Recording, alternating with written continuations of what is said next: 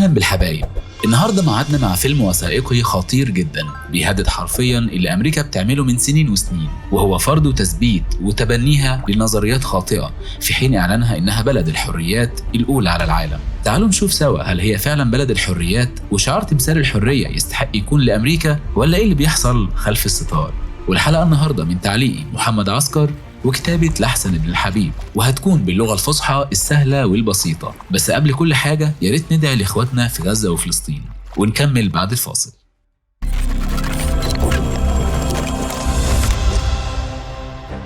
فيلم مطرودون غير مسموح بالذكاء. الفيلم بيتكلم عن العلاقة بين هتلر وداروين، وإن إزاي الداروينية ممكن تؤدي للنازية، نظرية التطور في مواجهة نظرية التصميم الذكي. تم إنتاج هذا الفيلم الوثائقي عام 2008، بيتناول نظرية التصميم الذكي اللي بتعارض نظرية التطور.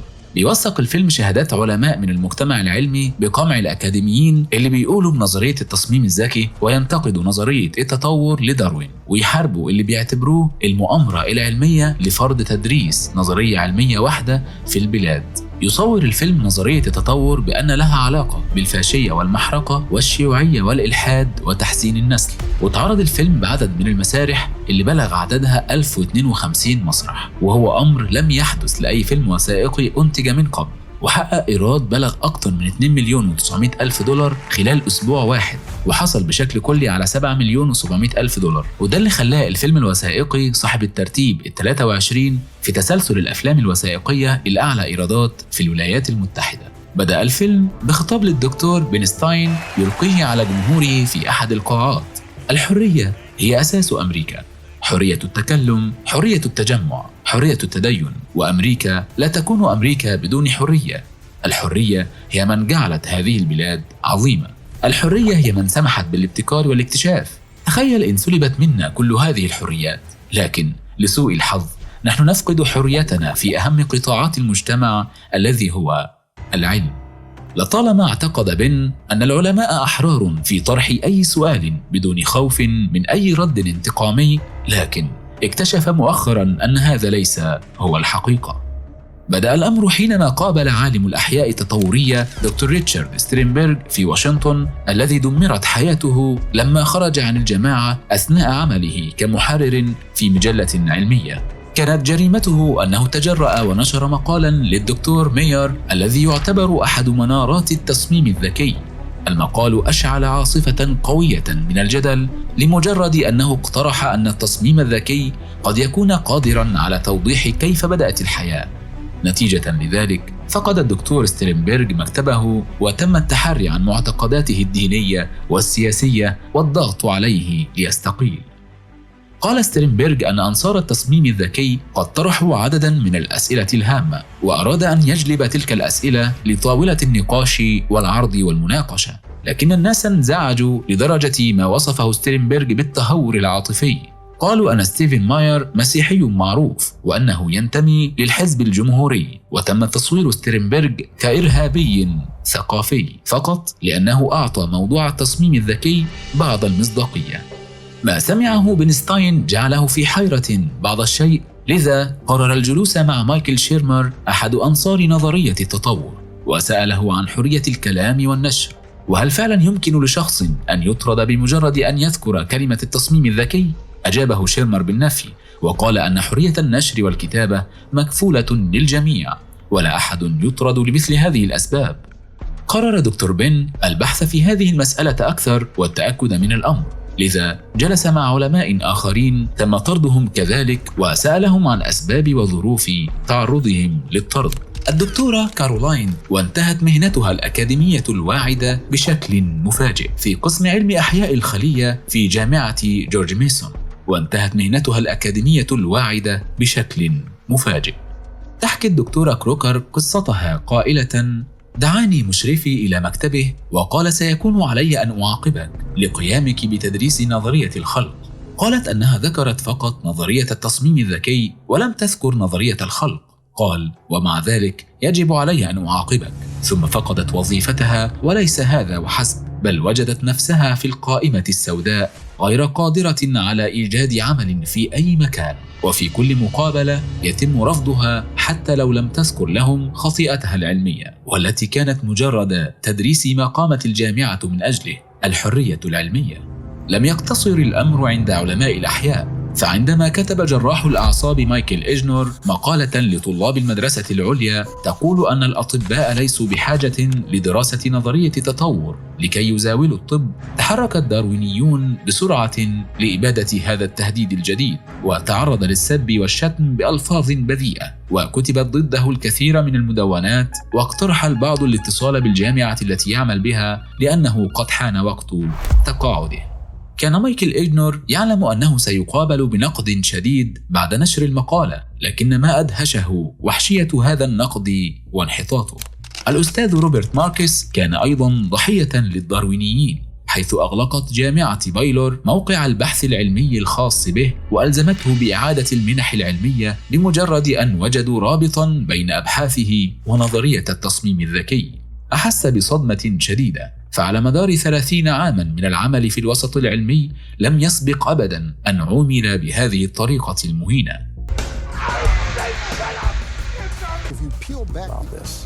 الفلكي جيليرمو جونزاليس أيضا وجد نفسه أمام تبادل إطلاق ناري عنيف مع جامعة ولاية أيوا بعد أن نشر كتابه الذي يناقش فيه أن الكون صمم بذكاء. وبالرغم من سجل بحثه عن النجوم الذي قاد لاكتشاف العديد من الكواكب، تم رفض طلبه في حق التثبيت في العمل، مما هدد وظيفته بالخطر.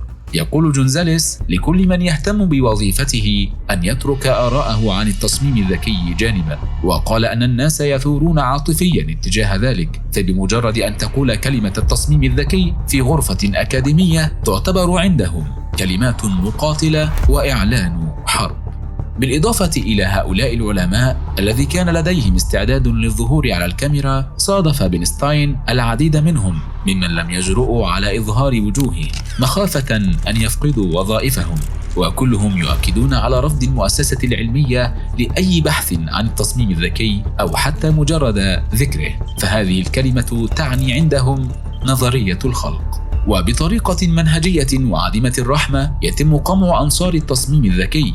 توصل بن فعلا إلى هذه النتيجة، وتساءل هل ينبغي حقا قمع أنصار نظرية التصميم الذكي؟ فهو مستاء بالفعل مما يحدث لهؤلاء العلماء، لكن من ناحية أخرى لا يريد أن يدرس الأطفال غدا أن الأرض مسطحة. لذلك قرر سؤال المجتمع العلمي السائد عن الشيء الذي يسوء كثيرا نظرية التصميم الذكي، والإجابات التي تحصل عليها هي أن للتصميم الذكي تأثيرات تربوية سيئة على الأطفال، حيث يعيق نموهم العقلي، كما أن هذه النظرية لا تستند لأي أساس علمي، فهي مجرد دعاية، وأنصارها ليسوا بعلماء راسخين في العلم. وليس هذا فقط ما يقلق المجتمع العلمي، بل يعتقد أن نظرية التصميم الذكي هي عذر فقط لإقحام نظرية الخلق في قاعات الدروس. سألهم بن عن معهد ديسكفري الذي يضم العديد من العلماء المؤيدين لنظرية التصميم الذكي.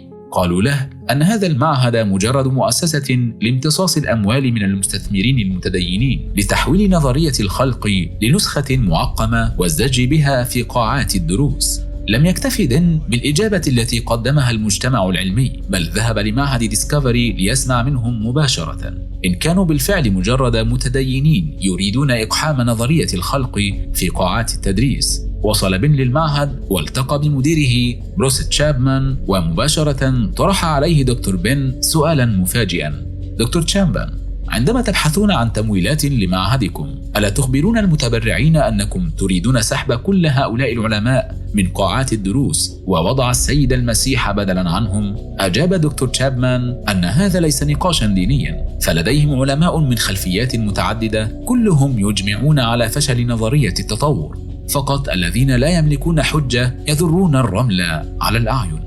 سأله دكتور بن عن هدف معهد ديسكفري، فأجابه دكتور تشابمان أن هدفهم هو الدخول في نقاشات ومناظرات وعرض الأدلة وإتاحة الأدلة العلمية الصحيحة لجميع الناس. قال دكتور بن أن لا أحد بالفعل يعترض على هذا، ورد عليه دكتور تشابمان أن الطرف الآخر يعترض ويقول أن المناظرة تم حسمها.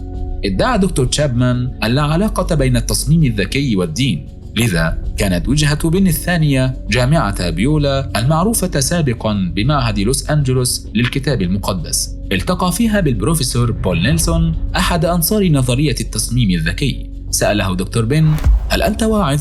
قال: لا. هل أنت كاهن؟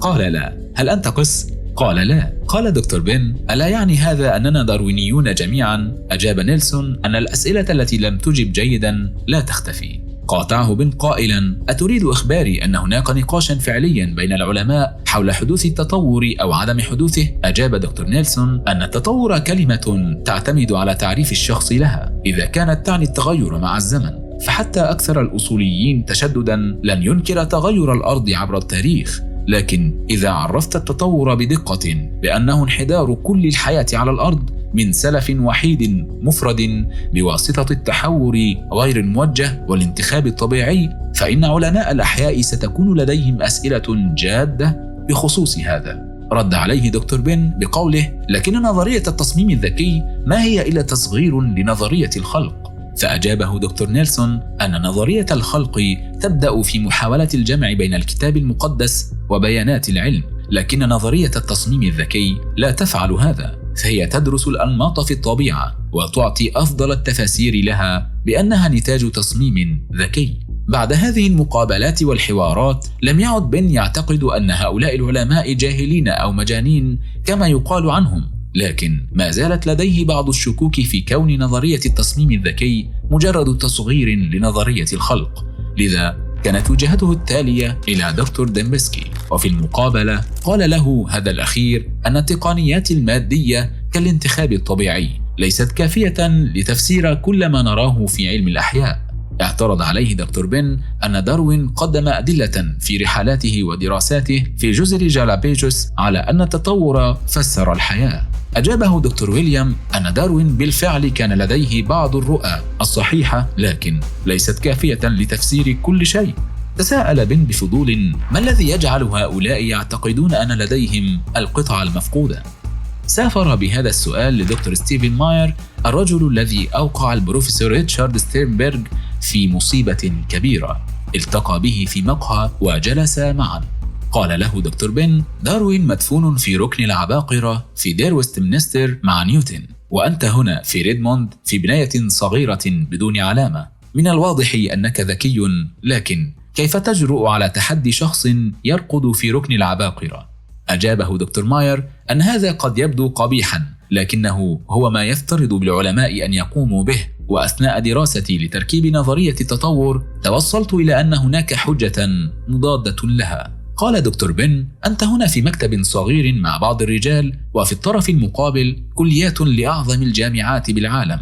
قاطعه ماير قائلا أن المناظرة لا تحسمها الأعداد، وإنما تحسم بالحجة والدليل. وأوصاه بمقابلة عالم الأحياء الجزيئية جوناثان ويلز، فذهب إليه دكتور بن، وأثناء الحديث سأله: ماذا يقولون عنك؟ أجابه دكتور ويلز: يقولون عني مؤمن بنظرية الخلق، وفي العادة لا أجد فرصة حتى للرد. سأله دكتور بن: ما الذي تدافع عنه أنت شخصيا؟ قال دكتور ويلز أنه يحب العلم، ويعتقد أن الطريقة التي أفسدت بها الداروينية الأدلة وشوهتها مسيئة للعلم. هل كانت الداروينية بهذا السوء؟ سافر بنستاين بهذا السؤال إلى باريس حيث دكتور برينسكي، فأجابه أن الداروينية تفتقر للدقة المتوقعة في الفيزياء الرياضية، والفيزياء الرياضية تفتقر للدقة المتوقعة في الرياضيات. إذن فنحن نتحدث عن انحدار تدريجي لمستوى الوضوح حتى نصل لعلم الأحياء التطوري. وصف برينسكي نظرية التطور بأنها فوضى، وأنها كالنظر في غرفة مليئة بالدخان، ولا شيء في النظرية محدد بدقة وعناية ووضوح. غرفة مليئة بالدخان، ليس هذا ما يسمعه دكتور بن من التطوريين البارزين كريتشارد دوكنز، الذي يعتبر التطور حقيقة علمية كباقي الحقائق، فدليل التطور دليل كلي ساحق لا جدال فيه. في رأي دوكنز، الذين يعارضون نظرية التطور هم جهلة وليسوا بعلماء، لذلك كرس حياته لنشر إنجيل التطور والدفاع عنه. لكن دكتور بن يعتقد أن الذين لقيهم وحاورهم لم يكونوا جهلاء، بل كانوا علماء معتمدين. لذا فلا بد أن هناك أمر آخر قد حدث هنا. عاد المشهد لدكتور جوناثان ويلز. سأله دكتور بن إن كان يعتقد أن التطور مجرد كذبة. أجابه بأن الدليل على صحتها مفقود عنده تماما. نصح ويلز دكتور بن بوثائقي تحت عنوان نشأة الكون من الانفجار العظيم إلى التنوع البشري، ليتوصل إلى تفسير دارويني مثالي عن نشأة الكون. وبالفعل أخذ دكتور بن في مشاهدة الفيلم. بدأ الفيلم بافتراض وجود العناصر الكيميائية الضرورية لنشأة الحياة، ولم يبقى إلا دمجها، ثم افترض أن طاقة الدمج جاءت من البرق أو أيا كان السبب. تفاجأ دكتور بن أو أيا كان السبب. هذا التفسير لم يكن علميا في نظره، لكنه التفسير المعتمد لدى المجتمع العلمي.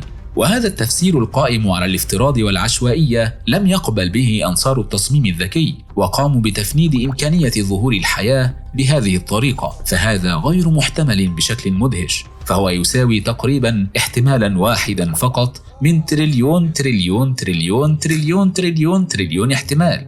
هل يتصور أحد هذا؟ لحسم الخلاف اتجه البعض لطرق أخرى لتفسير نشأة الحياة. فبعدما واجهته المشكلة الساحقة عن أصل الحياة، ذهب دكتور فرانسيس كريك الفائز بجائزة نوبل للفيزياء إلى القول بأن الحياة تم زرعها على الأرض.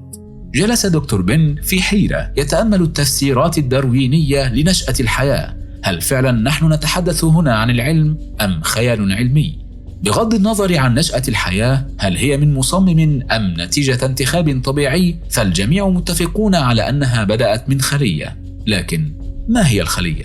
سأل العلماء عن تعقيد الخلية، حيث كان يعتقد في زمن داروين أنها بسيطة جدا. لكن ماذا تعتبر في عصرنا اليوم؟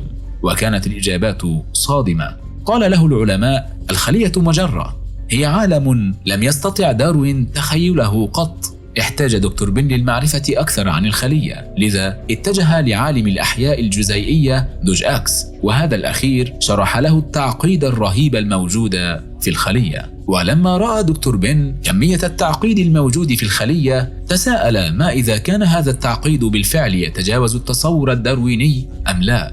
أنصار التصميم الذكي قالوا أن هذا التعقيد يتجاوز التصور الدارويني، والداروينية لا تقوى على تفسير هذه الأنماط المعقدة. ومن أبرز الإشكالات التي تواجهها هي مصدر المعلومات الوراثية. فعندما نجد المعلومات في جزيء ال DNA، فالتفسير الأرجح أن هناك مصدرا ذكيا لهذه المعلومات. بعدما رآه دكتور بن، تساءل في حيرة عما يثير مخاوف المؤسسة العلمية: ولماذا تخاف جدا من حرية الكلام؟ أجاب برنسكي أن تساؤلاتنا العلمية ببساطة تشير لاتجاه واحد فقط، وهو وجود مصمم ذكي. وانتقل المشهد لدكتور ريتشارد ستيرنبرغ، وهو يقول أن العلم ببساطة ليس عملية ديمقراطية، وأن هناك وجهة نظر مجمع عليها وعلينا أن ننضم إليها. لذلك هناك هذا التخوف، لأنه إذا تم فحص هذه النظرية عن كذب فإن الأمور ستنكشف حينها.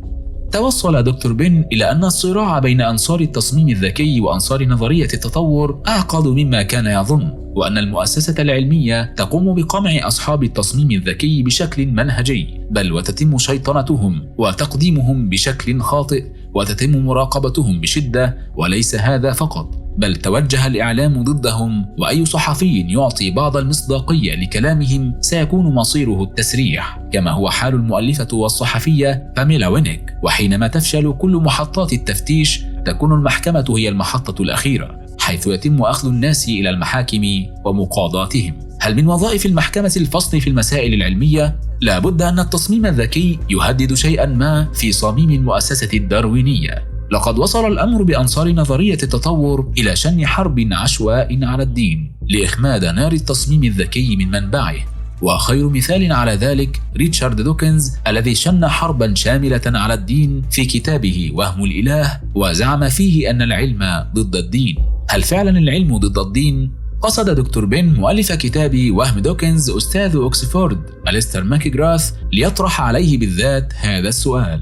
وصف البروفيسور ماكجراث فكرة دوكنز بأنها فكرة ساذجة وتقوم على سوء فهم كبير، فالعلم يفسر الطريقة والكيفية، أما الدين فيجيب عن سؤال الغاية والغرض. قال بيرلنسكي أن ما قام به دوكنز كان خطأ مأساويا، أن يقحم نفسه في أمور لاهوتية عميقة مثل وجود الله وطبيعة الحياة. إنه فيلسوف سيء لا يملك المبادئ الأولية لتقييم حججه منهجيا. توصل دكتور بن إلى أن العلم يتم تحريفه أمام أعيننا ليخدم منظورا معينا للعالم والكون والحياة، والولاء المطلق للداروينية أدى لتأثير كارثي على العلم. لكن هل هناك عواقب أخرى؟ انتقل المشهد لأستاذ تاريخ علم الأحياء في جامعة كورنيل دكتور ويل بروفاين وهو يقول: لا آلهة، لا حياة بعد الموت، لا توجد مؤسسة عليا للأخلاق، لا معنى أعظم للحياة ولا إرادة إنسانية حرة. أنت هنا اليوم وستذهب غدا، هذا كل ما في الأمر. كان دكتور بروفاين مسيحيا بالأول، لكن حينما قرأ عن التطور ولم يجد فيه أي إشارة لتصميم ذكي تزعزع إيمانه بالله مباشرة، ثم تخلى عن الإيمان به وبالحياة بعد الموت. يقول دكتور بروفاين أنه بمجرد التخلي عن هاتين الفكرتين تفقد الأمل في وجود أي أخلاق سامية أو إرادة إنسانية حرة. يعاني دكتور بروفاين من ورم كبير بالدماغ، لكن أخبره دكتور بن أنه يرفض الموت بطريقة مأساوية، وأنه يفضل إطلاق رصاصة على رأسه قبل حدوث ذلك. وصف بنستاين ما قاله دكتور بروفاين بلمحة أخرى مزعجة عما تقودنا إليه الداروينية. وقصة ارتداد دكتور بروفاين عن الدين كان نموذجا شائعا بين من قابلهم دكتور بن من الداروينيين كعالم الأحياء مايرز وريتشارد دوكنز، هذا الأخير الذي أكد العلاقة بين الداروينية والإلحاد. يقول دكتور مايرز: إذا نزعت الرسالة الأخلاقية من الدين فلن يبقى لديك إلا حزمة من الحكايات الخرافية. وعلى غراره ظهر مجموعة من التطوريين يقولون أن الدين شر مطلق، وهو أكثر شرا من المخدرات. يجب علينا أن نعامل الدين في المستوى الذي يناسبه دون أن يؤثر على حياة الناس. سأل دكتور بن العالم مايرز عما سيؤدي إليه تحقيق هذه الأمنية وإلغاء الدين. أجاب أن النتيجة ستكون المزيد من الثقافة العلمية. تساءل دكتور بن: هل فعلا استئصال الدين سيؤدي ليوتوبيا حديثة؟ دعنا نتأمل ذلك وليكن التاريخ دليلنا. عاد المشهد لبيرلنسكي وهو يقول أن هناك علاقة بين المجتمع الذي يملك على الأقل الحد الأدنى من الالتزام بأشكال معينة من القيم السامية وما يسمح به البشر بأن يفعلوه لبعضهم البعض. ولو قرأت كتاب كفاحي لهتلر ستجد أن التوافق بين الأفكار الداروينية والأفكار النازية يكاد يقفز أمامك. صحيح، ليس كل من قرأ لداروين سيصبح نازيا، فالداروينية ليست شرطا كافيا لظاهرة مثل النازية، لكن أظنها شرطا ضروريا لها. رأى دكتور بن أن عليه التأكد من هذا بنفسه، لذا اتجه إلى ألمانيا، اتجه لهادمار، المكان الذي قتل فيه 15,000 شخص أثناء الحرب العالمية الثانية. قتلوا لأنهم كانوا معاقين، لأنهم لم يكونوا قادرين على إعانة أنفسهم، كانوا يأكلون بلا فائدة ويعيشون حياة لا تستحق العيش. كانت الحكومة وقتئذ تسعى لخلق مجتمع بلا أمراض ولا إعاقة، وهذا كان مقبولا حينها داروينيا. أخذ دكتور بن يتفحص المكان رفقة موجهته، مشي في الدهليز الذي اقتيد فيه المرضى للأطباء النازيين ليقرروا من يستحق الحياة ومن لا يستحق. من الصعب وصف شعور المشي في مثل هذا المكان المسكون بالأرواح، إنه لأمر فظيع حقا. أراد دكتور بن رصد العلاقة بين هتلر وداروين لأبعد من هذا، لذا قابل مؤلف كتاب من داروين إلى هتلر دكتور ريتشارد وايكارت. أكد دكتور وايكارت على أن هتلر والأطباء الذين نزلوا هذا البرنامج كانوا شديد التعصب لنظرية الداروينية، والعديد من هؤلاء قدموا أطروحات في التميز العنصري. ولم يقتصر الأمر عند الخبراء والعلماء والألمان، بل حتى العلماء الأمريكيين الذين كانوا روادا فيما سموه علم تحسين النسل ظنوا أن بإمكانهم دفع التطور للأمام بتعقيم من أسموهم بضعاف العقول ومنعهم من الزواج. تم تعقيم 50,000 شخص واعتبروهم غير صالحين للتناسل. من هادمار سافر دكتور بن مع دكتور وايكارت إلى داكو، حيث طبق النازيون أفكار علم تحسين النسل على مقياس ديناميكي هائل، واعتبروا هذا جزءا من الكفاح الدارويني من أجل البقاء. سأله دكتور بن: هل يمكن للعلم أن يبرر الشر؟ قال له: نعم، أظن أن هتلر كان يعتقد أن ما يفعله خير ويفيد الإنسانية بدفع التطور قدما وخلق إنسانية أفضل. قبل أن يترك دكتور بن داكو توقف عند النصب التذكاري الذي يخلد ذكرى آلاف اليهود الذين قتلوا بالتعذيب. الداروينية في نظر دكتور بن لا تساوي بالضرورة النازية، لكن إن ألهمت وبررت الداروينية مثل هذه الأفعال في الماضي، هل يمكن أن تبرر مبادرات مماثلة اليوم؟ طرح دكتور بن هذا السؤال على محاوريه، ومن الإجابات التي تلقاها أن فكرة الموت الرحيم والإجهاض وكذا التفكير في الناس بمعايير اقتصادية ونزع الامتياز البشري، كل هذا يستقيم مع نظرية داروين. أخذ دكتور بن يفكر في كل هذا، ثم قرر السفر لمسقط هذه النظرية إلى بيت تشارلز داروين أحد عباقرة العلم الحديث. دخل دكتور بن بيت داروين فأخذ يستكشفها ويتأمل اللوحات الأثرية والأشياء الكثيرة الموجودة فيها.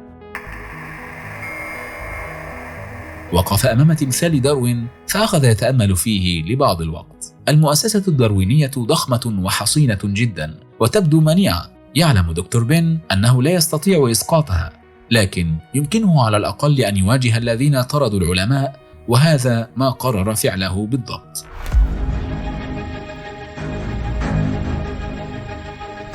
قابل دكتور بن الناطق باسم جامعة جورج ميسون، سأله عن الدكتورة كارولاين كروكر هل تم طردها بسبب دعمها للتصميم الذكي. نفى الناطق الرسمي هذا الادعاء وقال أن العقد لم يتجدد فقط، والأمر لا يتعلق بالتصميم الذكي. ونفس الأمر مع جامعة بايلور، رفضوا الاعتراف بأن ما حدث لدكتور ماركس له علاقة بالتصميم الذكي. على الأقل جامعة ولاية أيوا اعترفوا بما فعلوه الدكتور جيرزاليس، وقالوا أن ما أرادوه هو وقف استعمال اسم الجامعة في التصديق على نظرية التصميم الذكي، وقد نجحوا في ذلك. لم يرى دكتور بن أي جدوى من متابعة الجناه، لذا تواصل مجددا مع الدكتور بلينسكي والدكتور شرودر ليرى إن كان لديهما أي نصيحة. أكد له على ضرورة كسر هذا الحائط الموجود حاليا لكي يسمح للوسط العلمي أن يسأل هذه الأسئلة الجوهرية الموجودة وأن يطرحها في قاعات تدريس العلوم. وفي البداية يجب أن يعرف العالم أن هذا الحائط موجود وأنه لا توجد أي حرية أكاديمية. يعلم دكتور بن أنه لا يستطيع كسر هذا الحائط، لكن قرر أن يدخل في مواجهة مع أحد مصمميه الكبار، ولم يكن هذا الشخص سوى أحد فرسان الإلحاد ريتشارد دوكنز. في المقابلة سأل دكتور بن: كتبت في كتابك أن الإله جانح مضطرب العقل، اخترعه مجانين مضللون. أخذ دوكنز كتابه وقرأ منه مباشرة، ووصف إله العهد القديم بأوصاف أشنع مما قاله دكتور بن. فسأله دكتور بن عما إذا آمن الناس بإله محب ورحيم كريم لماذا يضره هذا؟ أجابه أن على الناس أن يتحرروا من الخرافات البدائية، وفي اعتقاده الدين بالفعل خرافة. بدأ دوكنز مقتنعا بعدم وجود إله، لذا سأله دكتور بن إن كان يستطيع أن يضع رقما لهذا الاحتمال. أجابه أنه من الصعب وضعه، لكن هناك احتمال 99% أنه لا يوجد.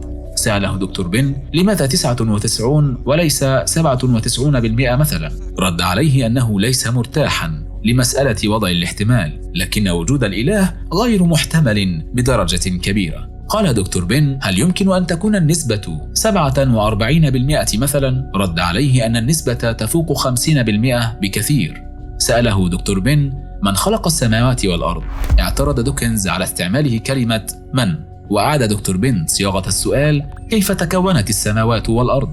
قال بواسطة عملية بطيئة جدا. قال بن وكيف بدأت؟ قال دوكنز نعرف نوع الحادث الذي وقع ليصنع أصل الحياة، كان أصل أول جزئي ذاتي الاستنساخ. قال دكتور بن وكيف بدأ ذلك؟ قال دوكنز لا أعرف. قال دكتور بن إذن أنت لا تعرف كيف بدأت الحياة؟ أجابه أن لا أحد يعرف كيف بدأت. سأله دكتور بن ما رأيك في التصميم الذكي الذي قد يصبح الجواب لبعض القضايا الوراثية؟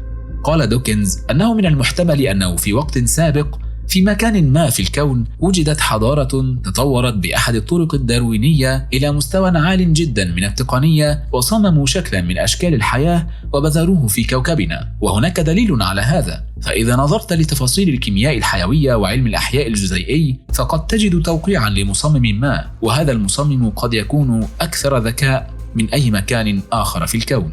تفاجأ دكتور بن كثيرا من رد دوكنز، ورأى أن هذا الأخير ليس لديه مشكلة مع مصمم، وإنما مشكلته مع بعض المصممين مثل الإله. سأله دكتور بن: هل تؤمن بأي إله؟ قال: لا.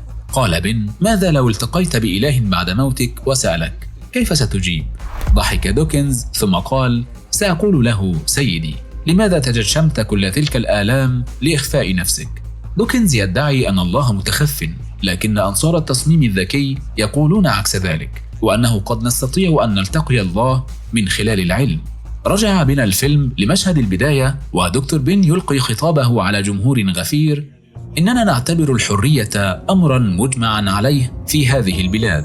الحرية هي قوام البلاد، وحرية البحث هي جزء ضخم من الحرية، لكن يؤسفني أن أقول أن حرية البحث يتم قمعها. هناك من يريد إبقاء العلم في صندوق صغير. لقد أرعبني هذا، لكن لن أتركه يوقفني من التحقيق والكلام.